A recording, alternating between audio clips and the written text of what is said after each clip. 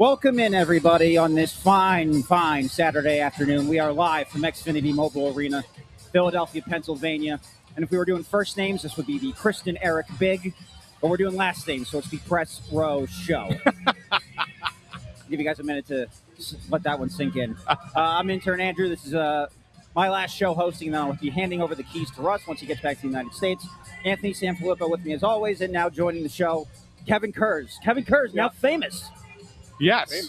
Mentioned on Spit and Chicklets the other day. Did you see that? Yeah. Whitney read your article. So the Flyers coming in facing the New York Rangers. The Rangers might be the only team worse in the Eastern Conference than the Flyers these last few days. So however many days ago when the Flyers played the Maple Leafs, 1-0 lead in that game. They've been outscored 25-8 since then. Where this is dire straits, as I might say. So I guess we might as well start with, he did score the other night, but Matvei Michkov, and I assume this is why Ant wanted you on the show. I saw you wrote about him the other day. I don't know what's left to say about him. Yeah, I mean, Kev, I looked at it and I said he was better against Pittsburgh. I thought he had a better game against Pittsburgh. Yeah. So I don't want to kill the guy because he had a decent game. But I think you were spot on to do that story when you did it, because the two games against Tampa and the game against Buffalo, he looked terrible. Yeah. Just looked terrible. And there's got to be something said about it at this point. That's the thing I want to say is this, because Flyers Twitter goes crazy. You know it as well as I do. There's not a person in the sport who is sitting there publicly saying, "Oh, the Flyers are doing this wrong. The Flyers are ruining Matvei Michkov." Yeah. Everybody you talk to in the sport of hockey, and not just in Philadelphia, You're right. outside of Philadelphia, is saying the same thing about Matvei Michkov. Yeah, 100%. Yeah, it's we saw Ryan Whitney and Paul Bissonnette say the same thing. We've heard it hasn't just been me locally. We've all been watching them. Now, you always have to. You always have to explain that. That doesn't mean that everybody thinks he's going to be a complete bust. Either. Correct. It's correct. There's always a nuance is the first thing to go in these discussions. It's just how it is online right now, right? It's a nuanced discussion. He hasn't been good this season. He's been underwhelming. He's regressed, but he could still be a superstar. So that's where it is. That's where I think where it is with everybody that's been watching this and has been watching him.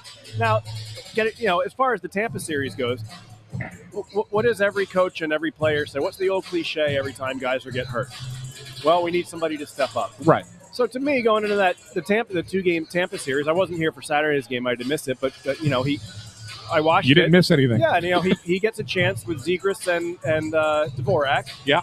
It was an opportunity for him to really step up, as they all say, and assert himself and do something. And that didn't last very long. He wasn't good that game. And 2 nights later, they're still missing Bobby Brink and the same thing. So, it was disappointing. I think that I think it is disappointing that we're at this stage of the season and there really hasn't been much improvement. And you wonder, now that we're at this stage of the season, is there going to be any noticeable improvement between now and the end of the season? Now, of course, he has that Olympic break, which like we've talked about before. Correct. That's what's going to tell us, I think, that's going to be that's going to help frame his season as a whole. I've been trying to say since it first came out that this guy came into camp out of shape and was not quite where they needed him to be. Even if he started doing things the right way, the rest of the league was also going to be moving forward. Right. So he really was going to have an opportunity to catch up. Now, to his credit, and I've said this too, during the Christmas break, while everybody else was off and having the holidays, he was in the gym, he was on the ice, he was skating. Now, it's only 3-4 days. That's not going to make enough of a difference. But could the nearly 3-week Olympic break be a difference when you come back at the end of February and you see a little bit closer to the same player from last year? Maybe. Certainly can. Yeah. And, especially, you look at the Olympic break, a lot of the guys that aren't in the Olympics are probably going to go sitting on a beach for a couple days at least, right? I mean, let's face it here. They're going to take some time off. I would hope if you're Matvei Michkov, you're not going to go sit on a beach. You're not going to go to Miami or Cancun or anything else. You're going to be in that weight room. You're going to be on the bike. You're going to be working at it. And I think he understands that. That's what gets lost a little bit too. I think he knows. I think his head is in a good place. I think he knows what he did wrong. I think he is learning the lesson right now that, hey, if the Flyers haven't paid him yet, if he wants to get paid, well, listen, you better pick it up or you're not going to get paid.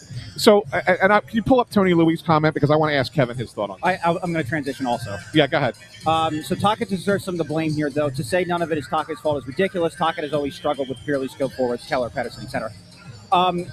The next direction of this particular conversation I want to go is Michkov's relationship with the coaching. So I'll pull up this because, as I mentioned, Kevin, you're famous now.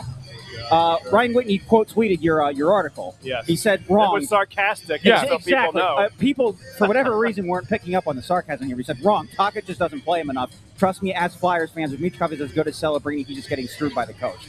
It's unbelievable. And my buddies the other day sent me this insane Flyers fan account tweet that was saying that Tocchet's doing it on purpose to sabotage him because he doesn't like him. I'm like, this is it's now not even worth this narrative is getting out out so of stupid, but the narrative's getting on hand. And the last time we were here, I brought up the stat of all of the newcomers the Flyers have had: Dvorak, Gabrankin, Zegras, etc. All of them are going to surpass their point total that they had last year when they were on a different team.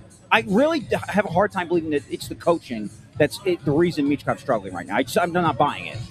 If Rick Tocchet wants to keep this job for his full 5-year term, that means he's going to have to develop Matvei Michkov into a star. Yes. So let's remember that. He give me a break with Elias Pettersson. This guy's a dog. Okay, he's got 27 points in 37 games. Don't compare him to Elias Pettersson. Matvei Michkov is doing the right things off the ice. The Elias Pettersson, I don't think, did. Correct. So he hasn't. Tocchet isn't the coach in Vancouver anymore. Why is Elias Pettersson still the most overplayed player in the league? So that's a ridiculous comparison. There's a reason Vancouver's supposedly looking to trade him right now. And again, the conditioning factor. I know people get mad when you mention it too often. Rick's, he's been working with him. He doesn't have a whole lot to work with when it comes to Matvei's effectiveness. So it's not just play the young guys in the top 6 and hope they figure it out. You're trying to win hockey games. You're trying to establish this guy in a team setting. Now, listen, if we're here a year from now and it's still the same with Matvei Michkov, then it's going to be time to question whether the coaching staff is handling him the right way. But, Andrew, you said it. A lot of the guys that came in, a lot of the young guys on the team, York and Drysdale, I would say Bobby Brink, I think, has looked better. A lot of these young guys have become better players under Tocchet so far. The team, despite the recent downturn, I think they're in a better place than most people expected them to be at this point in the season. You got to look at the big picture. You can't just go off the last 2 weeks. Let's let this develop a little bit longer before we start, blaming Rick Tocchet for ruining a young player. It's the best. It's the best start that they've had in their first 40 games since 2012. Yeah. I mean, it was up until the overtime loss to Toronto. Scott Laughton might have broken the team, ironically. I'm just what do you think? I'm so sick of hearing the Elias Pettersson comparison. They are not the same person. They are not the same player. And Pettersson isn't an under 100-point guy again now that Rick Tocchet ruined him. Give me a break. The guy's a hockey player. If he wanted to come in and have a better year this season, he's not doing that yet. He's just okay making. And how different has Elias Pettersson been since JT Miller's gone? Yeah, not in a good way. Right. That's right. And I know they didn't get along. That was the big problem there. Yeah. But you see when having a player of Miller's caliber. JT Miller's not exactly. No, but not here, right? Yeah. But I'm just saying, but what his caliber in Vancouver made Pettersson a better player because you were able to deploy him in certain situations that were more advantageous. Yeah, you take Miller out of the equation, and now Pettersson has to be the guy. And they're the worst team in the league. And he isn't the guy. And that's the thing. And so that's what you learn about it, right? Yeah. So it's the same thing. And the same people whining online about Matvei Michkov are the same people that were saying Danny Briere should go out and trade for Elias Pettersson. Come on. Let's tune in and tune out the right people here.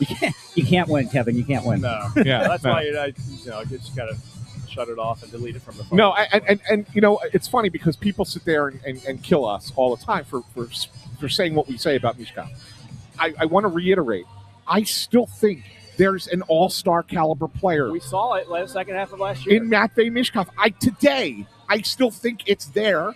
And I think that the Flyers' intention is going to be to get him there, right? I mean, how hard is it? I mean, what more do we have to say? It's just, it's the nature of the season. It's the way it works in hockey. It can't be a what have you done for me lately thing. You have to understand that it's a 12-month of the year kind of thing, and you have to take advantage of your downtime. And if you don't take advantage of your downtime, this is the result you get. Yeah. And, I'm going to be interested to see how he plays today because, he scored a goal. I forget what game it was, but a couple of months ago he was on a cold streak and he scored that goal in Nashville, and he looked like it really added some pep to his step. And you know what I was most impressed with? Him dropping the gloves. Yep. That says something for the team. And it says something about where his head is at. He's not frustrated. He's not sulking. Correct. He wants to get this right. His mind is in the right place. Correct. So you hope he learned the lesson, and you hope that he gets better throughout the course of the second half of this season, and he very well might. Development for any player in any sport is not linear. Right. It doesn't mean just because you had a really good first season that you should have an equally as good second season. Right. Sometimes you take that step back, right, and still be a star player down the line. It just is the way it is, and you need to understand that the Flyers are going to nurture him. And I saw a stat, and I don't remember exactly what it was. Kevin, maybe you remember it. But it was somebody put out something talking about his minutes, right? Which, of course, is ridiculous because his shift total is about the same where it should be compared to last year, all right? It's only off by like one shift, maybe two at some time. So it's pretty much the same. But that when he plays more than 16 minutes, the team is worse. And when he plays less than 16 minutes, the team is better. Okay. And he's better. Yeah. Like his numbers are better when he plays less than 16. I think Biz mentioned that, right? I think it might be what's where I saw. I didn't hear it. I saw it. So I'm just trying to remember what it was. But I mean, it's a thing. Like, I mean, obviously when you keep his shifts shorter and you deploy him at times that he's going to have a better chance to succeed, he's going to be better and the team's going to be better. Yeah. Pretty cut and dry. Yeah. Yeah, I don't know that stat off the top of my head, but, if that's the case, that's... And here's the thing. Yeah. Hold the other players accountable the same way you hold Matvei Michkov accountable. They do. They do. If you don't think... They benched Sean Couturier for the third period the other night. Didn't even play in the third period. Is that not accountability for other players? It's the captain of the team. They are holding other players accountable. The reason you think they're not holding other players accountable is because all we have to do is talk about Matvei Michkov because the fans bring up Matvei Michkov. That's the reason. Every other player is being held accountable. Alexei Kolosov is starting in net today. Why is Alexei Kolosov starting in net today, Kevin? Yes, because Sam Emerson is not getting it done. They're holding him accountable. He's being benched. Yeah. I'd also say the other players on the team weren't drafted 7 overall. Well, yes, I mean, there's also that, too. But also, I've seen people focusing in on Travis Konechny, and just have Travis Konechny turned the puck over too much this year? Yes. Yes. Travis Konechny is also second on the team in scoring. Yes. And he was on a heater before this little downturn. Yeah, his last 4 games, he was averaging more than a point a game. Yeah. So you accept the turnovers because there's a trade-off, right? Yeah, it drives the coaches crazy that you turn the puck over. And it's a player that's in a different stage of his development. Correct. Travis Konechny is what he is. Yeah. And he's the emotional leader of this team on the bench. So, you live with some different stuff with different players. Right. And there will be a time, I would think, in Matvei Michkov's career where he will do the same thing. Yep. Where he will be the guy who's turning the puck over a little bit too much, but because he's scoring enough and he's a 7-year veteran at that point or whatever it is, you go, you accept that. Yes. Right? That will happen. It's the PlayStation mentality where, there's a human element to all this. And in hockey, probably more than any other sport, that has to be considered, right? Yes. So I'm sure Garnet Hathaway, for example, was not playing well. No. Garnet Hathaway was probably given more rope from Rick Tocchet because of how loved he is in the room, because of how hard he works off the ice. And he's a veteran. Yeah, and, can you make the argument that maybe they should have pulled him out of the lineup earlier? Yeah, you can make that argument, but you have to consider so many different things instead of just what you see on the ice and what you see on the stat sheet. There's other elements that have to be considered, and that's, I think, one strength of Tocchet is that he understands all that. Because he played the game, and he gets it. And look at what happened when they brought Garnet Hathaway back. Yeah. I mean, he sat for 6 games. You're talking about pulling a veteran player and sitting him out for 6 consecutive games, a guy who had been in your lineup consistently when healthy for the last couple of years. Yeah, I think he played all 82 last year. No, they got the injury at the end of the year, remember? Oh, yeah, maybe it was the year before that. It was the year before they played all 82, and then almost every game last year until he got hurt right at the end. So you just pulled that guy out of the lineup for 6 games. Yeah. He comes back, and he looks like a different player. Right? Playing the way he needs to play to be on your 4th line. Yeah. That's holding a player accountable.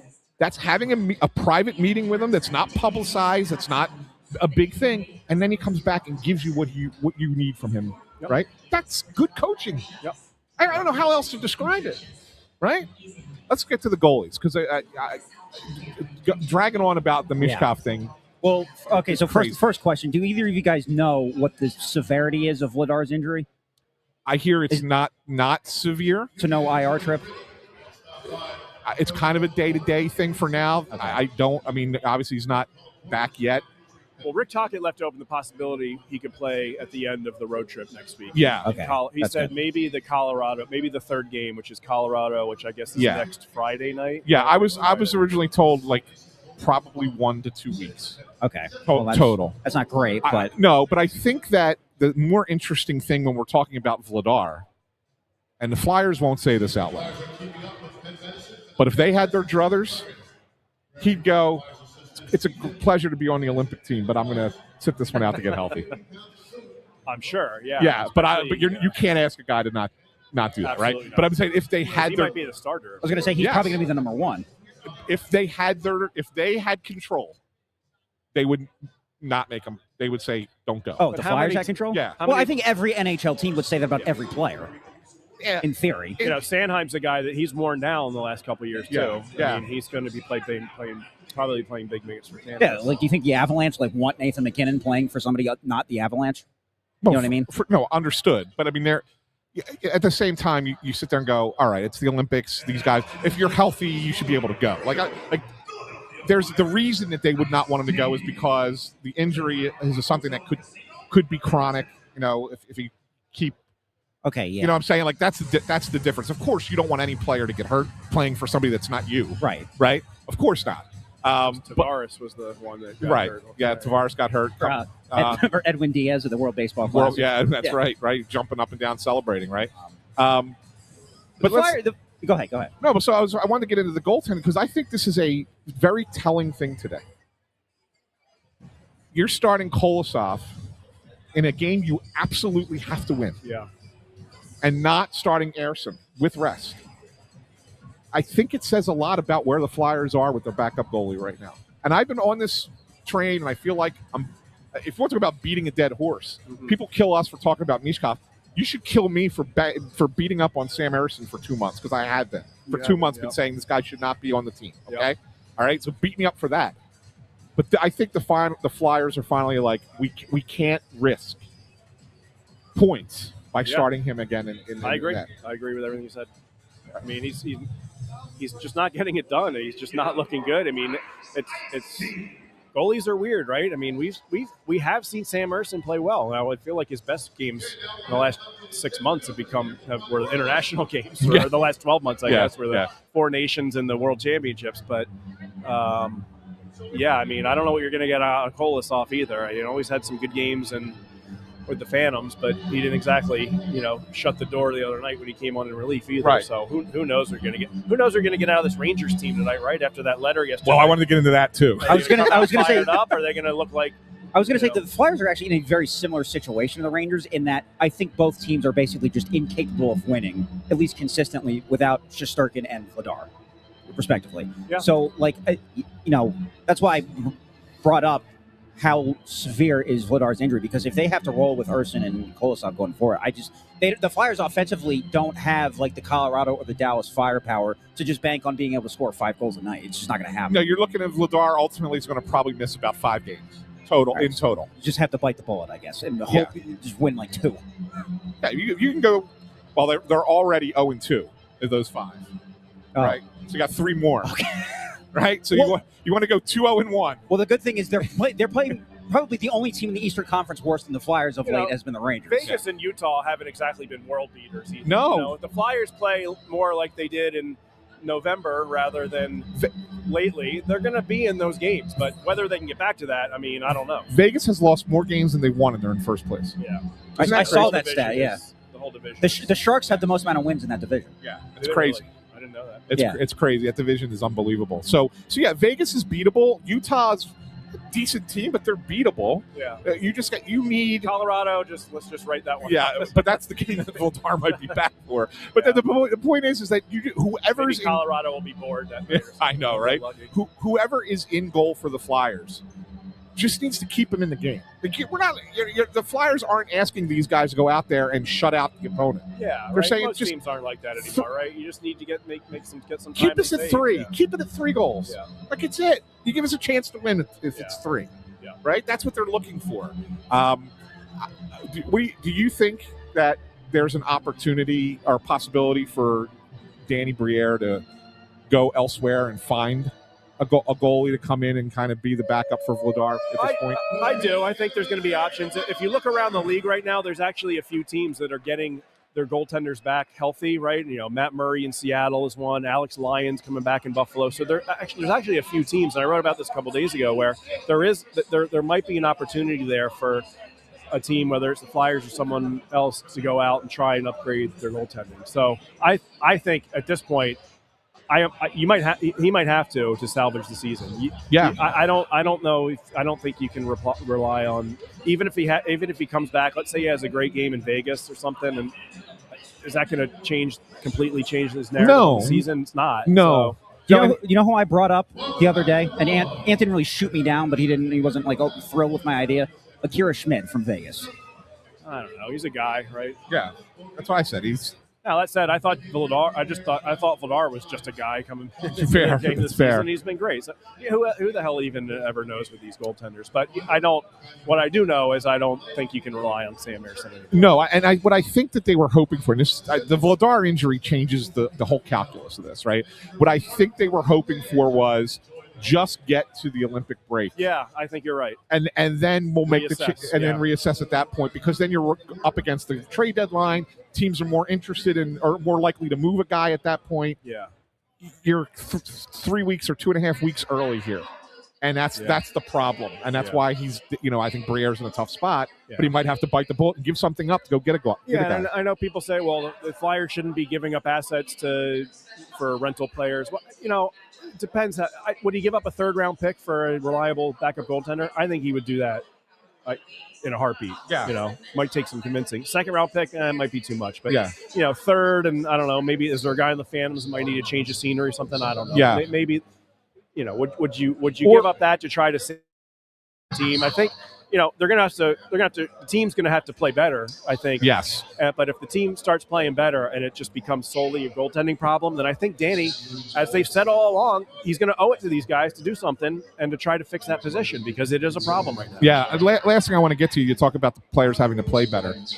I don't know about you. I watched that Pittsburgh game, and I thought it was a weird game in this sense.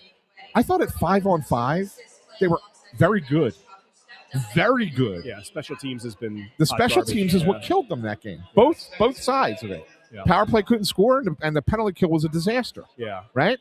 So, to me, if the 5-on-5, I didn't think 5-on-5 they were good against Tampa at all, and I felt they were they had a spurt here and there against Buffalo, but not good enough. Mm-hmm. The 5-on-5 against Pittsburgh, I thought they were the better team. Yeah. So that maybe to me that's a sign that other than taking dumb penalties, that they're coming out of it a little bit, right? So I looked at that and said, okay, that could be a positive, but it's all about special teams for me right now. And on that note, the common theme over the last 48 hours on social media has been, why are you guys are too easy on Rick Tocchet? Well, this is where I do blame the coaching staff a little bit, is especially the power play. Yeah, Rick Tocchet's supposed to be a good power play coach, and the guy, Yogi is supposed to be his guy to fix the power play. The power play actually looked pretty good early in the season, and then they start fiddling with it and trying to galaxy brain this thing when you had a good thing going. And then ever since there's been guys in and out of the top unit, the second unit. The coaching staff is to blame for this power play this time. The players obviously bear some of the responsibility because we haven't seen them execute over 3 seasons, but I don't think the coaching staff did them any favors with the power play. No, this season they didn't. The only thing is this is the one thing I'll say about the power play. there's three things that you need to have a successful power play, aside from skill. I mean, we all know top-end skill makes power play better, right? Okay? But there's three things that you need. You need good shots from the point. They get none of that. Yeah. All right? You need traffic in front of the net. They don't get there. And third thing, and it's really noticeable this year, is you need to win a draw in the offensive zone. Yeah, that's true. Right? And so think about it. Ever since they moved the automatic face-off in the offensive zone on a penalty, if you remember back in the day, it was where the penalty occurred, right? So ever since they moved it, that's when the percentages started to climb like high 20s and even to the 30% for the best teams. Yeah.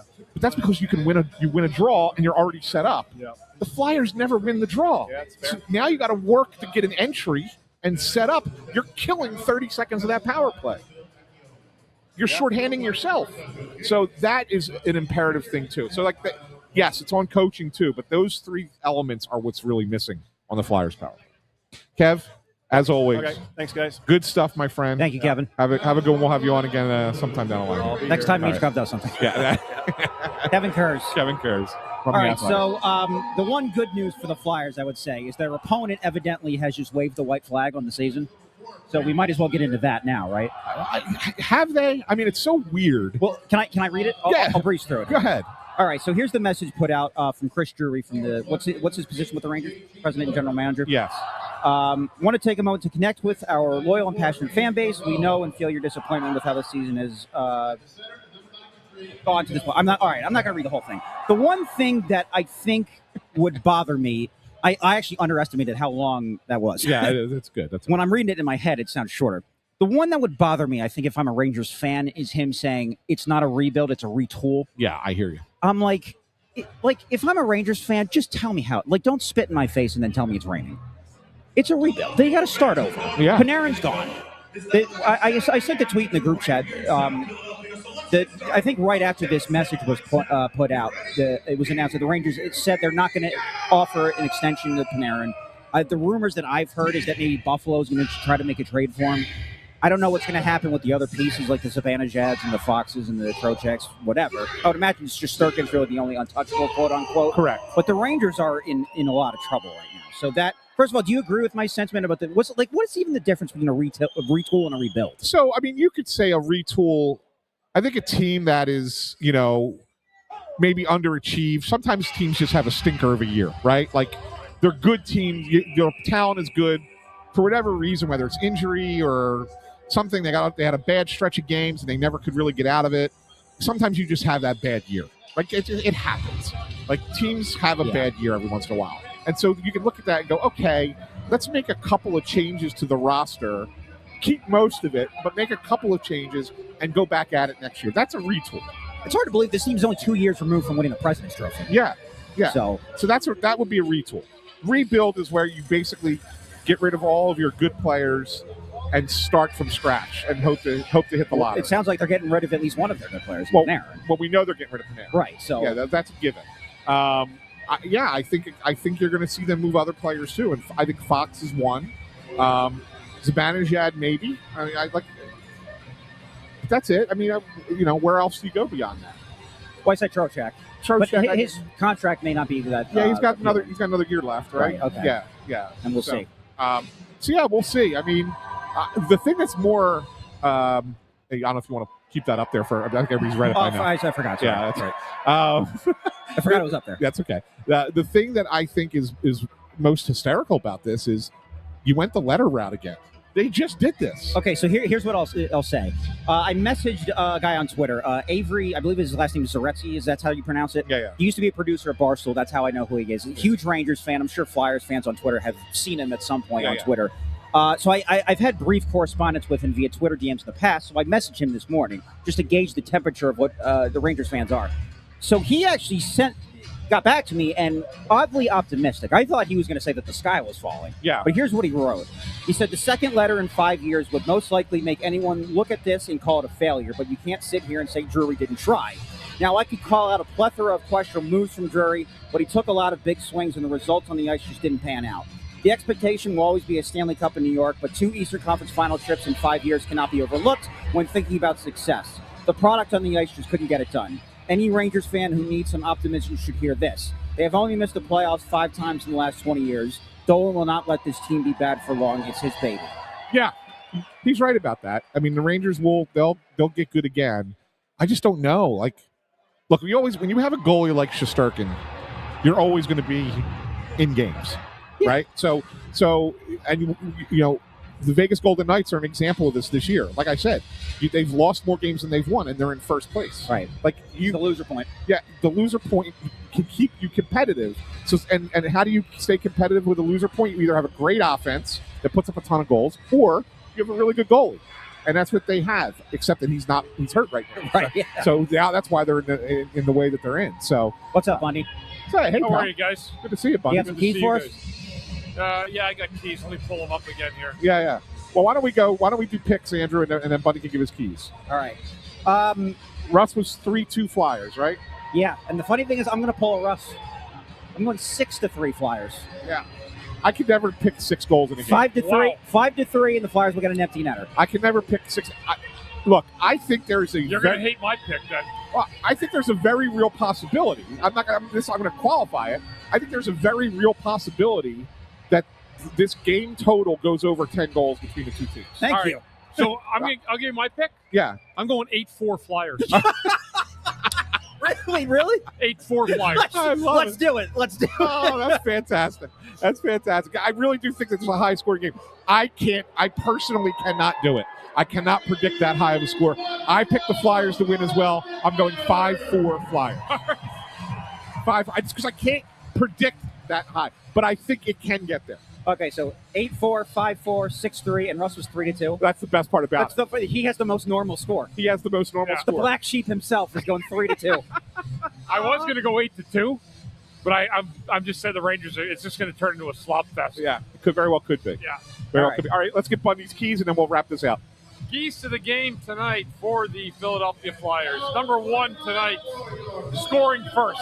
Yeah. The Flyers have managed a 14-13-5 record when trailing first, but that is not a sustainable winning formula.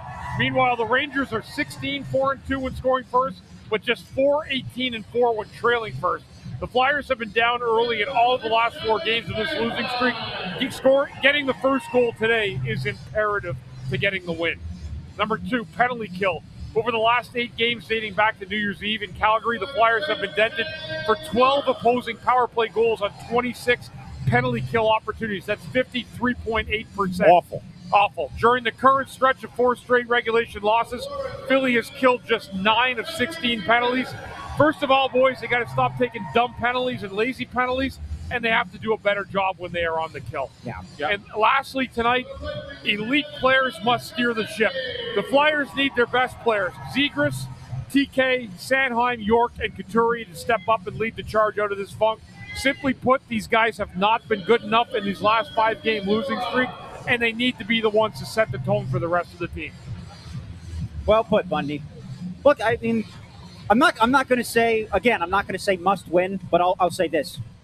Inexcusable loss. Yeah, this is a must. They got to win. This is a must-win game today. Yeah. Yes, All right. it is. Absolutely a must-win. All right, Lauren's about to do the anthem. We'll be back at the end of the first period. I'll have my stat, and we'll break down, hopefully, a really strong opening 20 minutes from the Flyers. We'll talk to you in a little bit.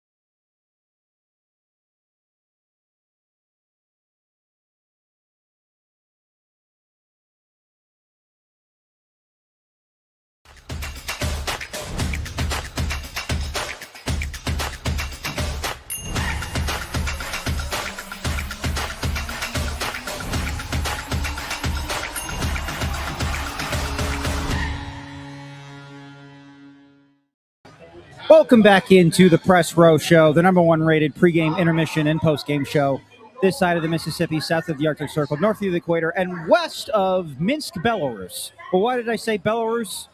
Alexei Kolosov. Tough day at the office today. He had the same amount of saves as me that period. He had the same amount of saves as Ant that period. He had the same amount of saves as Ray Charles that period. Anyone. 0 for 3. 0 for 3, and then they immediately insert Sam Urson into the game. And Urson, at least to his credit, made a couple of saves that prevented this from being even worse. But as it stands right now, I was saying, hopefully the Flyers get off to a strong first 20 minutes, and they did basically the exact opposite, 3-1. I don't think I've ever seen that, Bundy.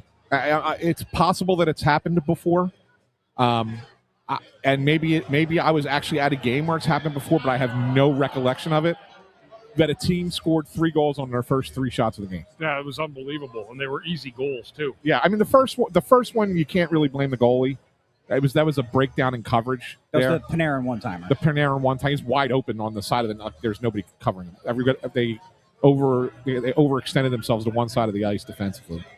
The second goal is Zibanejad's goal. He's got to stop. You got to stop that. It's from way out. Yeah, you got to stop. It's just there's no reason that puck has to go in the net, and it did. The Flyers were their own worst enemy again there. They finally got the first goal, and we said how bad the Rangers are when they give up the first goal. Yeah. And then New York, within, 2 minutes? 3 minutes? I think it was less. Less than that? Yeah. So Konechny scored at 6:22. Panarin scored at 7:05. Yeah. Not even a minute. 43 seconds. And then the third goal. So Panarin 7:05. Yeah. Zibanejad at 7:26. So that's 20 seconds later. And then another minute after that was Offman. Yeah. And that's a 3-on-1. That's a breakdown in the offensive end. I think a couple guys collided. I would have to go back and look at the play. We don't get a replay up here, so I have to go back and look at it, see who it was that screwed it up. So you can't kill a goalie for giving him a goal on a 3-on-1, but you got to make a save. Help your team out. Holy smokes! I've never seen it. Literally a save. Just one. Just one save. I was going to say, other than the Konechny goal, I think the highlight of that period was the guy chugging a beer out of his prosthetic leg. Jordan Wheelman told us a story once. Russ and I sat down with Jordan Wheel, and he said that we asked, it's the craziest thing you've ever seen in a hockey arena. And he said that some guy did that back in some junior hockey place, right? Yeah. And I was like, no way. He was like, yeah, he pulled it out. The crowd went nuts. And I was like, that's wild. They're like, I can't imagine what that's like. Well, we had it tonight. Guy pulled off his prosthetic leg and drank a beer out of it, and that was the best part of the experience. So for the context, for the people who aren't actually here at the game, the Gritty was with the fan, and they were playing the hokey pokey, and they were doing put your left hand in. One guy literally put his right leg in. He took his leg off and gave it to Gritty, and then he poured a beer into it and he chugged it. And I'm half kidding, but also half not kidding. That might be what the vibe that needed to change for this game. Yeah, it was wild. Totally wild. The other thing, Ant, you spotted it right away. Very early in the game, maybe his first shift even, Abels looked like he hurt his leg. Oh, as soon as it happened, I could just see he was crumpled in the corner. Again, they didn't show a replay. So people at home have a much bigger advantage on this than we do. But I saw him go into the corner awkwardly. I said, oh, that doesn't look good. As soon as the trainer ran out and then he was down for a minute, I'm like, this isn't helpful. And then obviously we all saw his teammates carrying him off the ice as he was going down the tunnel. He couldn't put any weight on his right foot at all. Flyers didn't waste any time saying he was out, not returning with a lower body injury. Amadeus saying his ankle bent the wrong way. Well, they already put the notice out, Ant. You won't be returning? Yeah, it was bad. It was really bad. Guys, people in the comments are saying that his ankle was turned the wrong way. Oh wow! So, it's Murphy's Law at this point. Yeah. Everything that can go because you said the 2-game series, quote unquote, that they had with the Lightning. The one positive, if anything, was that fourth line. Yeah, and then you did your radio show, and then your Flyer of the Week was Hathaway. I think Abels was probably second place in that voting. He would have been my second place at least. Yeah. I looked at the box scores of those 2 Lightning games. I think he and Hathaway might have been the only 2 guys that had a positive plus minus. Wow. So and again, now the fourth line, the one thing maybe you could look at positively now that you lose a fourth line player, because of course you did. Yeah, and still no Brink. We don't know anything about Ristolainen, right? No, I think Carson Dorwart will be the guy if they call up a center, you need somebody to play fourth line center. If I had to guess, that would be my guess. Jeez. Yeah. The funny thing is, this actually doesn't feel as doom and gloom as those Lightning do. Like, I still think the Flyers can come back. The Rangers stink. Yeah. The Rangers stink. They could absolutely come back. Look, we said it pregame. There's a real chance that this game has 10 goals in it. Like I said that, right? I think Bundy might have actually gone too low. Too conservative with 8-4, right? It might have been a little conservative. The game is not over by any stretch of the imagination. They just need to clean up some stuff quick. Yeah. Quick. Yeah, there's a real snowball going on with this team right now. If it's not one thing, it's another. And I thought they had a decent start tonight. They got the goal they wanted to get out of the gates, but then they gave up 3 awful goals after that in a row. Yeah. And you can blame the goalie all you want, but the Flyers added to that too. Missed coverages, giving up a 3-on-1. The only goal that was bad was the Zibanejad goal from outside out by the blue line. But the Flyers got to play better. And they had some chances late. There's some opportunities towards the net. They just weren't able to bury anything. Yeah. And I did mention briefly, very, very briefly, when we first got back on the air, Urson did step up and make a couple of very, very big saves. The one Flyers power play, which I'm sure we'll talk about in a second also, that was, again, dreadful. The Rangers actually had a good 2-on-1 opportunity shorthanded on that power play. Urson came across post to post and made a really huge blocker save to prevent this from being 4-1, at least. Yeah, no, and I missed most of that power play. I walked over to the press box to grab a pretzel, and I came back, and it was like 30 seconds to go in the power play, and I go, I see I didn't miss anything. No, it wasn't even like the Flyers threatened. Yeah. It was a lot of just Rangers saucing it on down the ice and the Flyers having to start over again. Yeah. It's more of the same. Time is a flat circle, as they say. Yeah. So, no, it was a bad period. But with that in mind, like you're only down 2. Like it's not the end of you're not just chalking this up guaranteed loss the rest of the game. Like, all right, move on. The losing streak goes to 6 now. It's not a guarantee yet. Like, you have time here in the second period, and you got to take advantage of it. Yeah, there's no doubt about it. And you got to do your best job to keep the Rangers off the scoreboard again. Flyers can come back in this game. The Rangers will give them plenty of chances the way they play, but it's making sure that the Rangers stay off the board as well. You don't want to give them 2 more goals, and you got a real dog walk for the rest of the afternoon. Right, exactly. So I don't know much, Anthony. You'll know way more than I do about just like the what the Flyers locker room is like. Is Couture, because Coots is the captain. Yes. Is he a particularly vocal captain, or is there somebody in that dressing room right now that's like, guys, we have to just lock in? I'd say enough is enough. The most vocal guy is Konechny. Okay. I would say Coots is. I mean, I'm not going to sit here and tell you he's quiet. I mean, he's not. But I would say that Konechny's more vocal than him. Sanheim is another one. Like, you wouldn't think. Like, he's kind of a quiet guy off there, but he's very vocal in that locker room. And then there's guys who don't wear letters that are pretty vocal. One guy who we talked about, Garnet Hathaway. He's a guy that's usually pretty vocal in that locker room. Garnet Hathaway tells me to do something, I listen. But I'm just saying, like, that. Those are the kinds of look. There's talk going on in that locker room. There's got to be. They are on each other. They're certainly on each other for they need to play better. They're not just ho-humming it. I could promise you that. That's all right. That's and I know a couple people. So a couple people had mentioned earlier, and you don't have to find the comments. It's not that important. But can the Flyers turn to Carson Bjarnason, who we had on Snow the Goalie on Wednesday night? Came down. We were very grateful that he and Oliver Bonk took the 1-hour drive down from Lehigh Valley to meet us out at Chickies and Pete's of Warrington. And Bundy and I were talking to him. And I like that kid a lot, right, Bundy? Like, he really impresses you.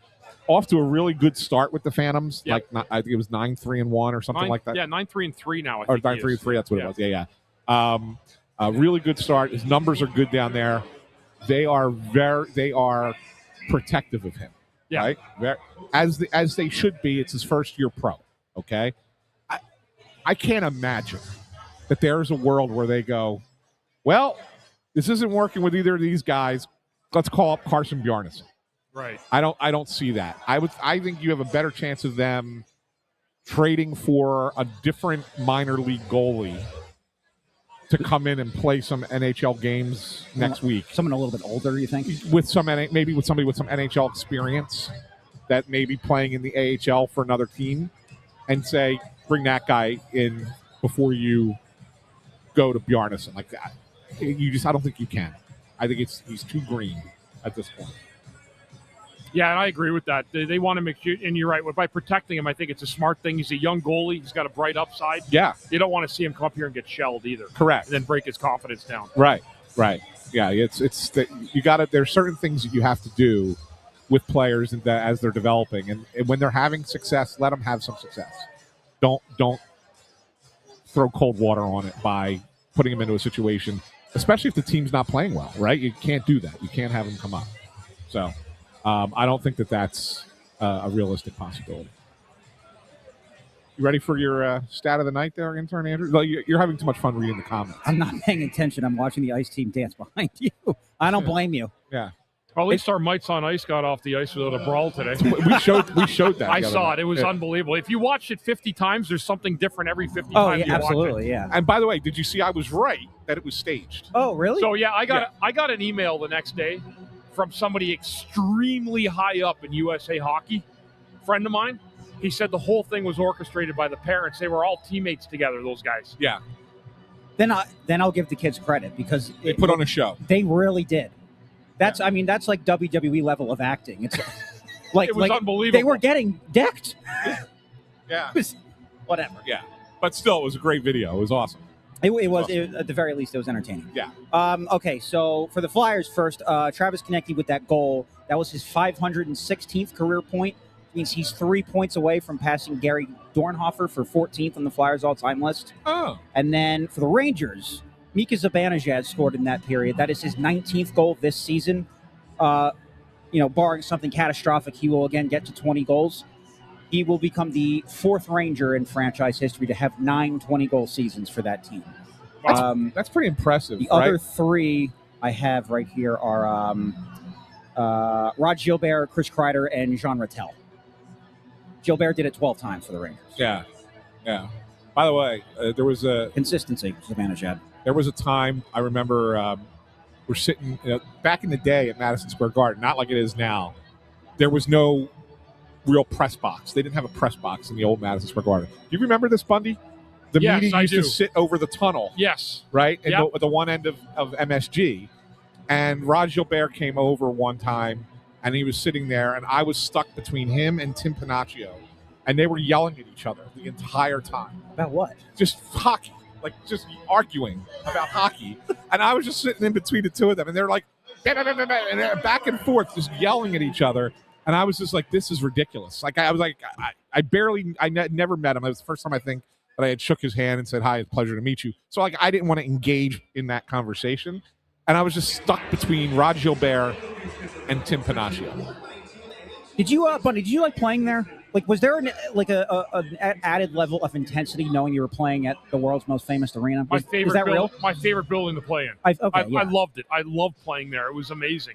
It was just like you're walking off the street. You're going in the building. There's thousands of people in the street that are walking out of their offices. You got your suit on. You look like you fit into everyone that's on the street. And there you walk into this 5th story of this building. Take the elevator up and get your stuff off and go play hockey.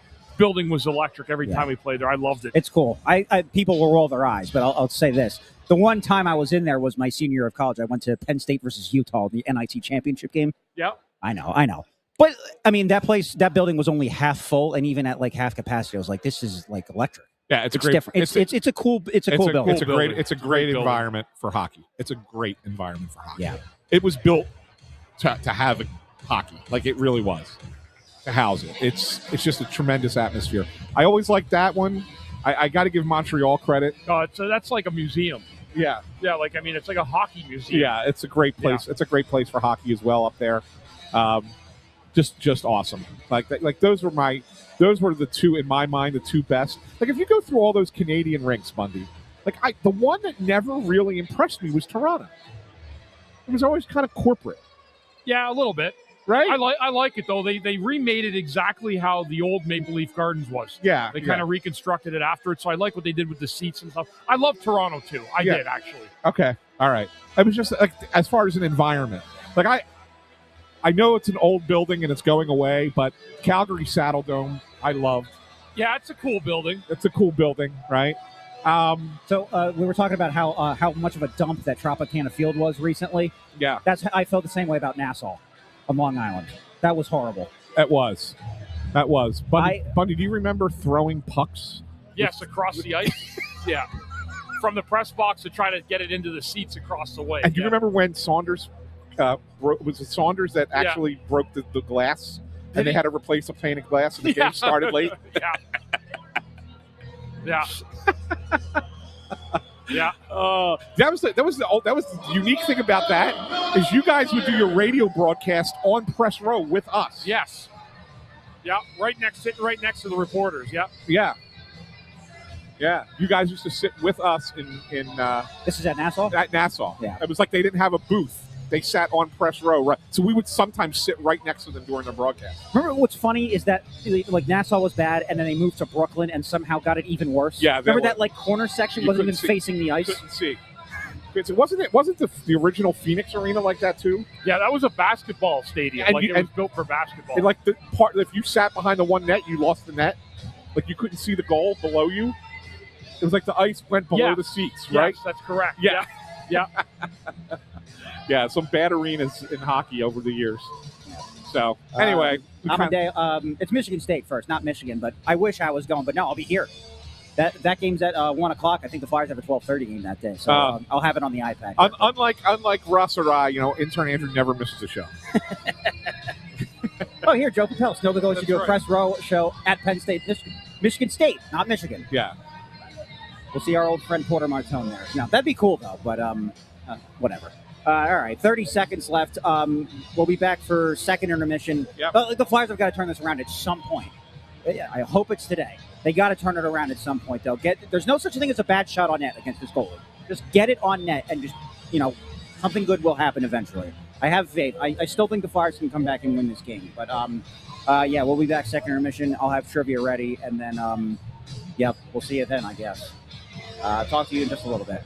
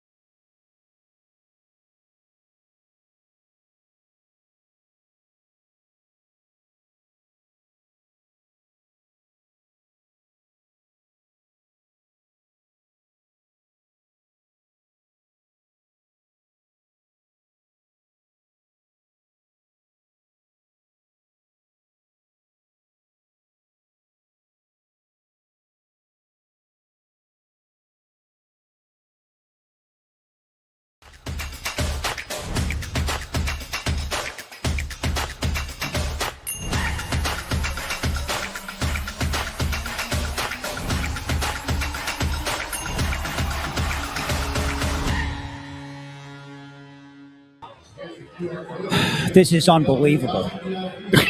Flyers are playing like this is some throwaway game up in Rochester. Who are we playing, Bundy?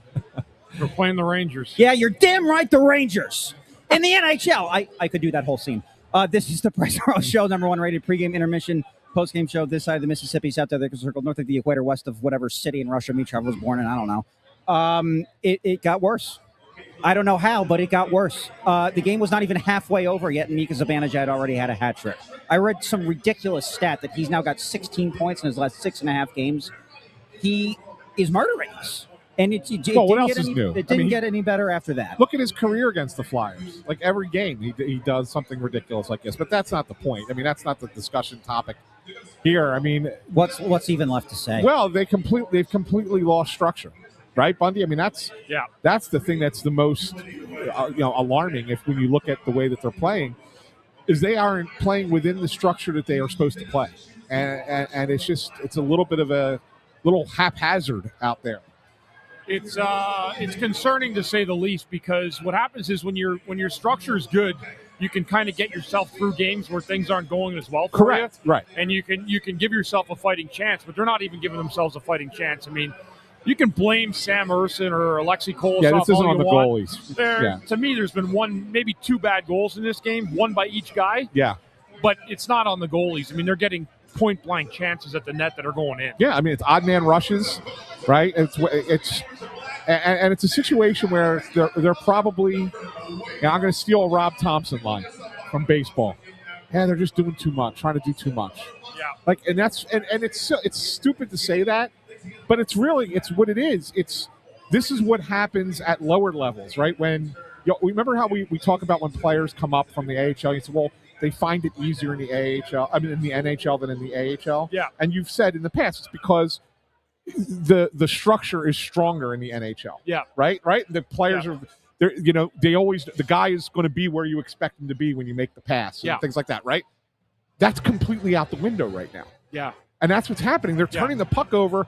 They're making passes to areas that there's nobody at. Yeah. And here come the Rangers right back in the other direction. Right back at him. And listen, when it was, I don't know what the third period's got planned for us. I mean, can the Flyers score 4 goals? I doubt it. But they got themselves behind the 8 ball in that second period. 3-1, you can come back from it, as you said. Yeah. But you keep giving in these easy goals now. It's 6-2 Rangers. Yeah, it's going into the third period. Yeah, it's not good. It's a goal every 5 minutes. Yeah, it's not insurmountable against the way the Rangers played, but you've made the Rangers look like a dynamo tonight. Yeah. Even defensively. The Flyers aren't even doing a lot of good things offensively. I'm trying to think, other than the 2 goals that the Flyers have scored, what's another chance where the crowd here was on the edge of their seat, maybe they haven't tested this guy at all. No. The shots have not been high percentage chances. They've been from the outside. They've been, from distance. Haven't really gotten into the close to the net and made them work. I mean, no rebounds. It's one and done. It's bad. It's bad hockey right now. Just bad hockey. And Amadeo, you can clip that. It's bad hockey right now. It's bad hockey. It is. It's nothing fun to watch about it. There's lots of goals, but that's not the way you want it to go. You want your team to clamp down defensively, execute accordingly. And they have not done any of that in the last 5, certainly 5 games. I thought the game against Toronto, they lost there in the overtime. They played well. Yeah. But the rest of the games have been just for naught. Yeah, and like I said, I thought they were okay 5-on-5 against Pittsburgh, and they got killed on special teams in that game.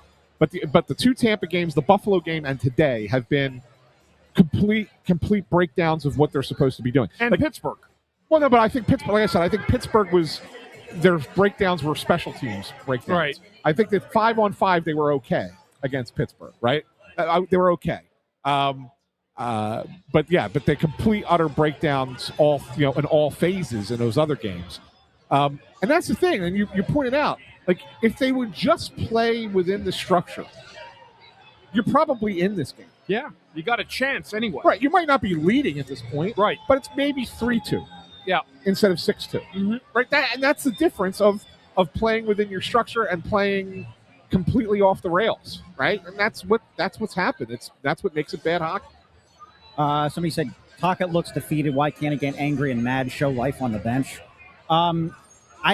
I don't know if that would even help anything. It's a long season, and coaches got to be very careful when they pick and choose to make those type of executions. He's probably had some very healthy discussions with this team over the last 10 days since his losing streak has started.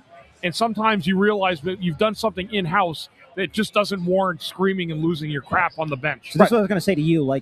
The players obviously know that this is hard. I mean, of course. So the last thing, I'll say to you, Bundy, I'm sure you've been in a losing streak like this at some point. I have. When you know everything's going crappy, the last thing you want is to have the coach just screaming in your ear. It gets to a point where it's yeah, dude, I know. I'm not happy about it either, but I understand why they want to see some kind of animation coming from the Flyers bench because it at least shows that they care. But it gets to a point where it's how is that even going to help anybody? I don't know. That's just me. Yeah, players respond differently. And I would say that Bundy's probably right. I can almost assure you that some of the locker room or video room conversation between coach and team has been spirited, has been loud, has been laced with profanity, right? So when you do that off the ice and you come out here and you're still playing as poorly as they're playing right now, what's the point in doing that again? What's the point in being overtly demonstrative again? You had that guy last year, and you saw how the team responded to that, right? So you got to be Bundy's right. You got to pick and choose. So if Tocchet is doing nothing at all and he's just sitting there twiddling his thumbs and not saying anything to them, that's a different story. But I'll ask, but I'm pretty certain that has not been the case. That he does have those. He likes to keep his stuff, behind closed doors. Yeah, some coaches don't like to make a mockery of the situation on the bench. There's times where coaches get animated, but people can say that, and I agree with that last comment. We had a guy like that last year. Yeah, it's all he did was undress guys for having poor shifts outside on the ice, and nobody liked that. The players didn't like it. The fans didn't like it. Nobody did. The management didn't care for it much either. Yeah, that's I said before you were here. I said it to Kurz in pregame. When it comes to Flyers fans online, sometimes you just can't win. Because they complain when the coach is animated, and they complain when he's not. It's what do you want to have happen? I don't know. Where do we even go? And then I started this comment here. It seems like forever. Michkov's stupid penalty. And we were talking about it a little bit. Yeah, he was not even close to being in the play, and he just tripped the guy. Yeah, he was behind the play, and he got tangled up with the Rangers defenseman. I think it was a defenseman, and he just took his skates out from under behind the play, and it ends up being a stupid penalty. I thought Grebenkin's penalty was a stupid penalty. I thought Ersson's penalty was a stupid penalty. Yes. The penalties are stupid. They just are. There's zero hockey IQ at those moments. No, Sam shoveled it into the stands. Yeah, it's just you can't do that, right? I thought Grebenkin and Michkov both. You can't do it. You can't take those penalties. So, you have intern trivia today, intern. Yeah, we got to play him in. We got to play your music for you. Are you ready? You got your? Yes. Okay. All right. Here we go. Here goes the intern Andrew trivia. Music. All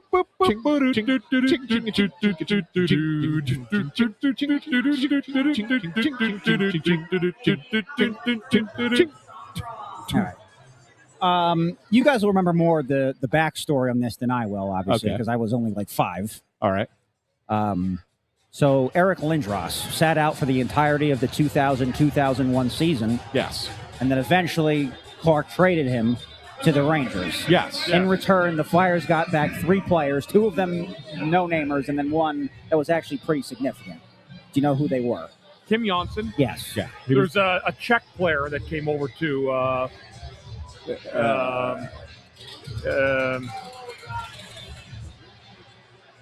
Pavel Brendel. That is correct. And there's another Czech in there too. Yeah. There's another Czech.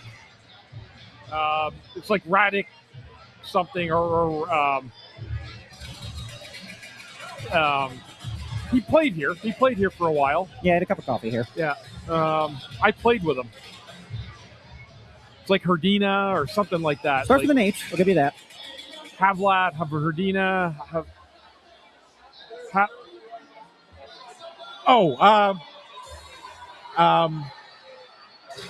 Halavich. Yes. Jan Halavich. That is correct. Yes. There you go. Good one. So what? He was actually an okay guy. Yeah, Okay nice guy, player. yeah. No, but I'm saying player-wise. Yeah, not bad. He's an okay player. Yeah. Yeah. Yeah, Brendel was supposed to be a prospect and just never was, right? Jan Halavich, we ended up trading him for Brashear.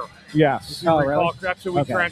transferred him into Donald Brashear to Vancouver, yeah. Yeah, but Brendel was supposed to be a decent prospect and never was. Correct? Yeah, he had a decent start in New York. Yeah. We just never really panned out, though. Yeah. All right. So, like I said, you guys will know more. Educate me here, because I actually don't know a lot about this. Lindros refused to accept a two-way qualifying offer with a minor league provision from the Flyers, who still owned his rights. After Lindros was cleared to play in December, the Flyers refused to deal his rights to the Toronto Maple Leafs as he preferred, and Lindros sat out in the entire 2000-2001 season. Yeah. So why was he doing that? Dude, how long do we have? How much time do we We have? have 6 minutes. Well, what are we going to talk about the game more? No, I'd like to learn something, actually, because I actually don't know this. I don't know if the people are going to be mad at me again for not knowing anything about Flyers history, but... Oh, Bundy, how do you want to handle this one? This is a myriad of things that went on. I don't even know where to start, to be honest with you. Anthony, you're probably better than me. There was a lot of external forces meddling in the Lindros situation. Okay. There was accusations of him, the trainers not treating him properly. There was an accusation that they tried to kill him by putting him on a plane coming back from Nashville. Yeah, that'll do it. Yeah. It was just outrageous. Like, it was one thing after another. Bob Clark had it with Lindros' parents. The players had The players had it with everything, I would assume, right? It was just too much. It was just too much to handle. And it was just like he had to go. And that's why when you look at the return wasn't great. Like, No. it was not, because everybody around the league knew that the Flyers had to get rid of him. Right, yeah. And so they had to take what they could get at that point. Not that Lindros went to the Rangers and then eventually Toronto or here's the Dallas. thing. Like, he didn't do great anywhere else. So it was his call not to go to the Maple Leafs, but then he ended up signing there anyway? He signed there after he was done with the Rangers. Right, Yeah. That doesn't make any sense. Well, it was just maybe at the time, Bundy, I don't know, you would probably know better. Like, why wouldn't he have wanted to go to Toronto at that time? I don't know. There was a lot of things we just never figured out with that whole thing, but it was a mess. Yeah. Just a mess. You think it's crazy how much we talk about Michkov and fight with the fans now? Yeah. Just imagine Flyers Twitter, okay, when that was happening. Like, the world would have imploded from what happened from the Flyers Twitter if we had it back then with Lindros. It was absolutely insane. It was all people talked about. Yeah, it's all they were talking about. Yeah, with no Twitter or anything. Yeah, there was no Twitter, and it was all anybody in the city talked about. It was nonstop on WIP, nonstop conversation about the Lindros situation. Fans would call, freaking out all the time. Snyder would call and yell at us at WIP about, with the opinions that people had on the air. Like, it was the topic in Philadelphia sports for the better part of 2 years. Wow. Right? Yeah. It was crazy. Did it? Do you think it affected the team? Like, did it affect your play at all, or is that a myth? Like, the distraction of it. Well, I think there's guys that'll tell you that we were going to win the Stanley Cup until he came back that year in the playoffs. Yeah. We were rolling. We were rolling unbelievable, and he got healthy, and he wanted to come back and play. And there was a discussion amongst management and certain elite or leadership team of the players of whether he should come back. And Bob Clark said he's healthy, he can come back. But I think we were playing in spite of him. He wasn't there to join our team, and I think we were succeeding because of that. Let me ask you this question, Bundy. If you go to that Devil series, right, you're up 3-1 in that Devil series. 3-1 in the Devil series, dominating the series. Yeah. Let's just say, I know he came back for Game 5. Let's say that He came back for Game 6 and 7. He wasn't back for for 5. Game 5. All right, so I'm sorry, you're right. Game 6. Yeah. Let's say you guys win Game 5. Yeah. Do they force him back on you in the Stanley Cup Finals? I think so. Yeah. I might have been able to live with that scenario more than bringing him back in at the end of the series because we'd done it ourselves to that point. We had no help from Eric. We won that 5 overtime game. Yeah. We came back from being down 0-2 against Pittsburgh. We were doing some really special stuff. And beating a very good Devils team. Really good. And we beat them twice on the road up there. And, we didn't show up as a team collectively for Game 5. It was a bad effort by all of us. Right. But our best players, for whatever reason, were affected by him coming back into the lineup. Yeah. And just taking the spotlight again. But I think that, again, and I guess if I were the GM, I guess I would have put him back in the lineup too. I mean, it's either like Rick Tocchet said in the meeting, you guys want Peter White on the fourth line or do you want Eric in the lineup? Yeah. And that's kind of what the question came down to. Yeah. But we liked Peter White.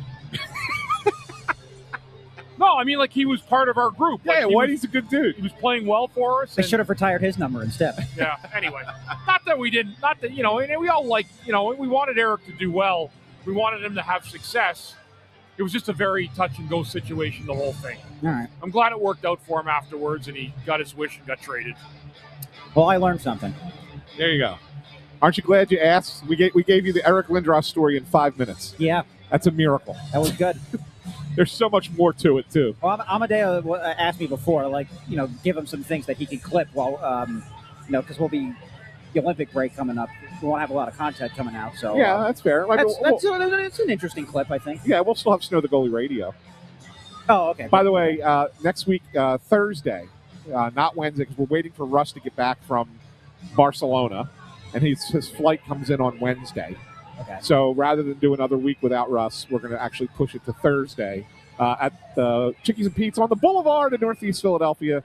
So be sure to join us up there for Snow the Goalie Radio next Thursday to talk all Flyers hockey. And then the week after that, we're back on Wednesday night in Malvern, PA. I know Bundy's favorite location. I love this guy here, Jamie Rollo. Yeah. It would have been malpractice to sit Lindros. Suck it up. That's pathetic. Yeah. You come live with it for 6 months and tell me what you think afterwards. Yeah. These guys, people have no idea. They have People no have no clue idea. at all. All right, the players are back on the ice. I assume postgame's going to be very short, Yeah. unless the Flyers come back and win the 7-6. We'll do an hour postgame. All right, we'll see. We'll see you then.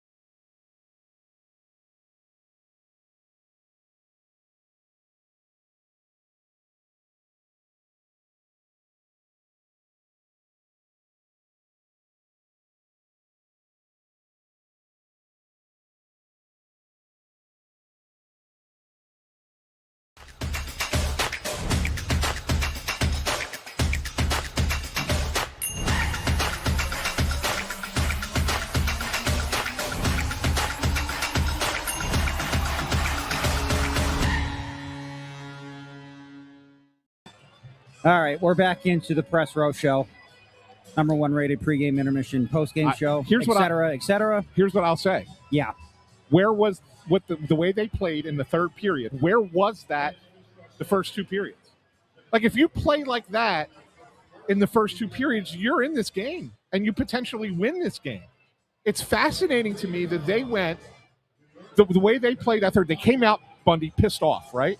I mean, they by the way, Bundy's daughter just won it. Did they win the game? She just made a layup to put them up by 4 and the foul. Oh, there you go. That's good. That's exciting. That's good stuff. Yeah. But if they play the way they played in the third period, the first 2 periods, they're in this hockey game. Yeah, and again, but I'll say one thing. The Rangers for 2 periods played good hockey. They did. And they kind of settled down with garbage time a little bit, and the Flyers got their legs. But that's sometimes how you come out of a slump. Yeah. When you end up playing good hockey when the other team wasn't totally, dedicated to the entire third period. So that's the way I look at it. Yeah, I mean, look, I'm not trying to sugarcoat this. This is a bad loss. Yeah. This is a bad loss. I'm not trying to sugarcoat it. They've all been. No, but this is the you get your doors blown off by Tampa in the middle of an 11-game winning streak.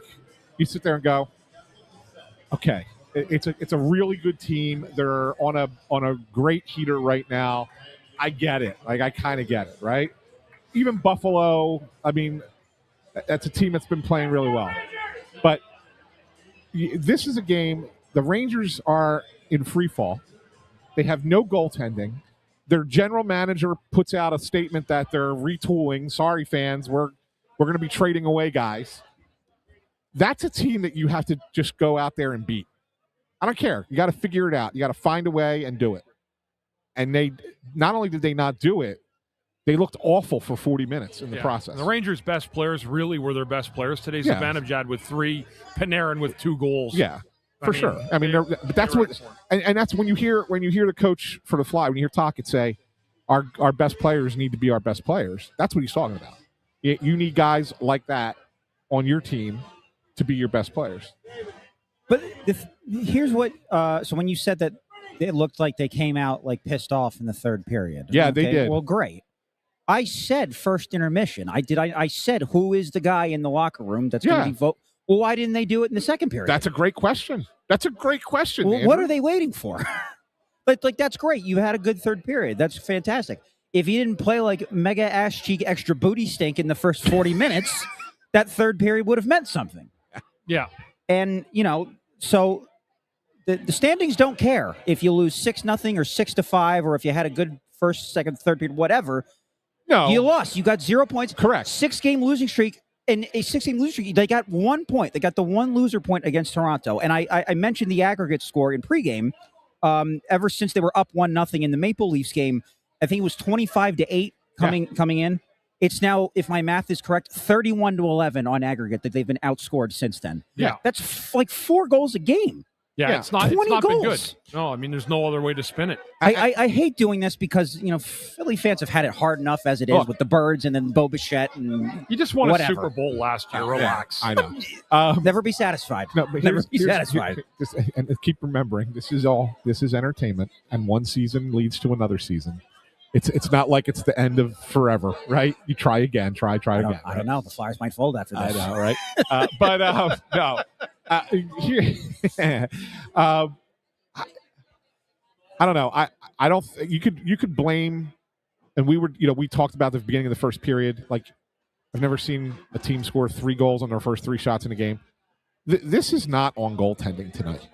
No, this is not. It didn't help. They weren't. I'm not going to sit here and tell you they were good. They weren't, right? But this is not on the goaltending today. This is on the way the team played in front of the goalies today.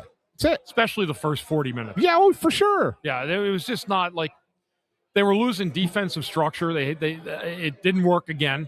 Guys were slipping behind defensemen, going to the net, losing puck battles in the corner. Those are all things that add up in a massive losing streak. Yeah, look, those 50-50 pucks, Bundy. You're going to win some, you're going to lose some, but you can't lose 75 to 80% of them, right? I mean, That's what it comes down to. You can't be that far on the losing side of those. That's on players, man. Like, that really is. Those guys got to go out there and they got to They got to figure out what they have to do to be able to be better in those situations. Yeah, absolutely. Absolutely. I'm in crunch time here. There's 0.9 of a second left. We're up by 1. What happened? Did she make the free throw? She missed her free throw, but then the other team went down and hit a shot right off the glass into the bucket for 3. They cut it down to 1. So who are they playing again? BU? BU. It's BU's ball deep in their own territory. 0.9 of a second left. Oh, I hope there's no Hail Mary here, Bundy. Give me 1 win today. That's right. Hope there's no like half court shot here that comes in and.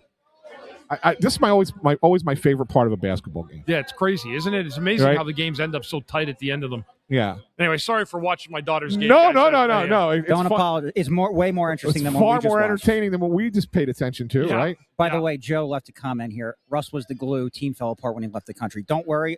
I've thought about it. There's a non-zero chance all of this is my fault. There's a non-zero chance it was all my fault. And Russ is never going to let me forget the fact that when I took over the show, the Flyers went to anking. Yeah, they went completely under. Oh boy, went completely under. But what I mean by this being my favorite part of a basketball game, Bundy, it takes like a half hour to play the last minute and a half of a basketball. Crazy, crazy. It takes forever. Like the first 30 whatever minutes, or what do they play in 4 10-minute quarters? They play 10-minute quarters. 4 the 10-minute girls quarters. do, yeah. So the first 38 minutes of the game takes about an hour. The last 2 minutes of the game takes another 45 minutes. It's unbelievable how long it takes with all the substitutions and the timeouts. Looks like that's a victory, huh? That's a victory. They threw the ball away. Okay. Good. There we go. So we got to win. 56-55. Loyola, Maryland beats BU. That's your highlight for me. That's it. Go Greyhounds. Yes. Got the job done. Yeah. So where do we go from here? So Monday is at Vegas. Well, where do you go? You should go on a road trip. That's not going to be easy. Vegas, Utah. Colorado. They're a pushover. Yeah, and then back home for they're in a rut right now. Believe it or not, they are a little Colorado bit. is in a Colorado rut. Yes. What's a rut for them? Well, they lost 7-3 to Nashville at home last night. Yeah, I think they've dropped 3 of 4 or 3 of something like that. 3 of the last 5, something like that. Yeah, 6-3-1 in their last 10. I guess for them. Yeah, but I think the 3-1. I think 2-2-1 or 1-2-1 in their last 4. I bet you. I think it's what it is if you look at their schedule. But so they'll be desperate for a win, is what you're saying? Well, it's a week away. Who knows where it's going to be at that point? But I don't know look, as Bundy pointed out at the beginning of the game, Vegas has not played great. Utah's okay, but not like a world beater. Obviously, Colorado's the best team in the NHL. You have to win. You have to have a winning road trip. It's crazy. It's crazy to say that. Normally, you would look for 500 on the road, and right? They're playing 3 playoff teams, mind you. Yeah, but you have to. That's where the position that they've put themselves in, and you're going to have to do it with one of these 2 guys in net for at least 2 of the games. Yeah, I mean, we can say that like, they have to do this, they have to do that. I don't know what my confidence level is that they'll actually do it. I don't know. So the Pittsburgh game happened. I think that was by the way, I'm just realizing I actually nailed the final score. I just got the teams wrong. I said 6-3. You did. So the Pittsburgh game happened, and I couldn't believe it, but I woke up the next morning for work, and there was a tweet sent out in the middle. It was the middle of the night for us, but for Russ, it was daytime, and he is already pulling up the tankathon. Oh, here we go. And he's back. I don't want to hear him with his tankathon stuff. I don't want to hear it. I'll throw him off the balcony. Guys, well, first of all, typo, but he said, guys, is it time to rank? But he meant to say tank. I'm going to say no. I will never root for that after the start this team had. I mean, they're in a bad funk. Everybody goes through on it, but they got to get out of it somehow. No, yeah. To Russ's defense, I'm pretty sure he's kidding. Yes. I'm pretty sure. I don't know that. No, I'm pretty sure he's kidding. Well, you know how he is. Yeah, but it's like, come on. They can't do it again. All he does is feed off of the opposite of whatever everybody else says. Right. That's what Russ is. The one thing I will say I was talking a little bit to our friend Mike, the organist, during that third period. Yeah. Pretty much every team, with probably the exception of a few, like the Colorados of the world, they go through these ups and downs. It's an 82-game season. It happens a lot. The thing I'll say that I said to Mike was, I'd rather them be doing it now as opposed to what happened 2 years ago when it happened in March and April, where they just completely fell off the cliff at the very last second and cost themselves a playoff spot. If they get it out of their system now and can finally put it together once they get Vladar back in net, and they can actually string together wins again like we saw them do the first half of the season, then I think it'll be okay. Yeah. But we are in dire straits right now. Dire straits, and I feel bad for the fans who, paid for a ticket today because that was basically just money for nothing. Yeah, no, it was and your chicks for free? Sorry. Anyway. I'm trying to just make myself laugh because it was a depressing day today. Yeah, that was at least it stopped snowing. That was your dire straits joke. I got you. Yeah, thank you. Yeah, I'll be here all week. Save it for the next poem. Do you think he makes some practice tomorrow? They're leaving tonight for Vegas. Oh, they're leaving tonight. Yeah, so they'll be there tomorrow. So yes, th'll have a skate. Oh, tomorrow. Then they will skate tomorrow. I didn't realize they were leaving tonight. Yeah, I thought they were leaving tomorrow. Yeah. Okay. Then they will skate because you ain't flying out there early and giving them a day off. No, not in Vegas. Not we go out there giving free reign. Get in tonight. No. Get in tonight around 7:30, 8 o'clock, and I know what I'd be doing. What's the flight time from Philly to Vegas? Like 4 hours? Like 5 hours. 5 hours? It's 4. It's like 4, a little over 4, because it's 5 to L.A. Okay. So it's a little bit shorter than that. It's like 4, maybe 4.5. Yeah. I mean, I don't think there's anything. Do you have anything else that's sticking in your craw, or do you want to get out of here? Sticking in my craw. Yeah. No. Bundy? There's a lot sticking in my craw, but I'm not going to worry about it right now because Loyola this won. Loyola thankfully won, but I was hoping we'd get a 2-for-2 afternoon, and both games, of course, ended right at the same time. So, you know what? It was this team needs to figure it out, and they need to figure it out quick, or they're going to be out of this thing real fast. They need to pick up points in every game on this road trip. Well, I said they have to win the road trip. Yeah, they have to win the road trip. If you win the road trip, if you win 2 out of 3, that's a good showing. It's a good showing. Vegas has won 6 in a row now. Yeah, but they're still not. They have a they're right at 500. Yeah, wins versus losses. Right, and if you include, they have 12 overtime losses. Yeah, I know. Right, I mean, yes, they've won 6 in a row. Okay, they still haven't looked great. They haven't, but they still find ways to win, and they still got some good players, and they're going to be having a home game against the Flyers, and the Flyers need to just figure their crap out. Yeah, quickly is right. You're absolutely right. So, well, that's the end of my tenure as the host, at least for the foreseeable future. Russ will be back. You did a great job, man. I appreciate that, buddy. Yeah, Thank you very much. Yeah. So we're not back here until a week from Monday, right, for the Islanders game? That's the next time we're back here. But again, Thursday at Chickies and Pete's on the Boulevard, Northeast Philadelphia, 6 o'clock Thursday night. Be sure to check us out there. Yes, for sure. Yeah, so Monday, and then I think after Monday, that next Monday, they have another 9 days off, and it's a 3-game homestand, and that's their last 3 games before the Olympic break. Yeah. And then, we'll see what happens. Is Risto going to be healthy for Finland in the Olympics? Do you know that? Probably, right? Probably, yes. Yeah. Okay. Jinx as a host. I know. I'm sorry.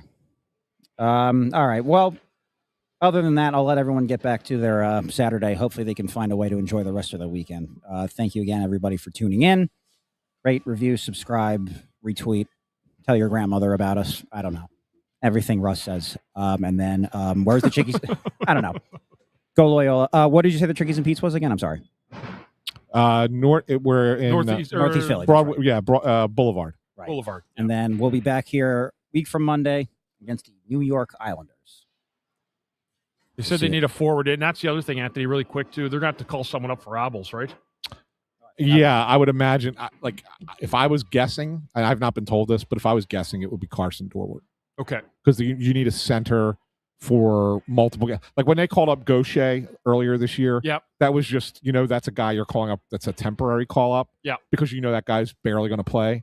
But now if Abels is going to be out for long term, which it sounds like he is, then you need somebody who's going to be in that spot in the lineup. Right. So you think Dorwart's going to stay here?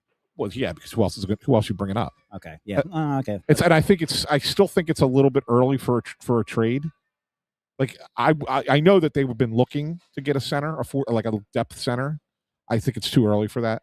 So I think you're going to probably go with somebody that you have in the organization. That's another one. That's another possibility. Danky Bud puts up Anthony Richard. Or that. Okay. Yeah, that's a possibility. You guys are good, right? Yeah, we're good. All right. We'll see you later.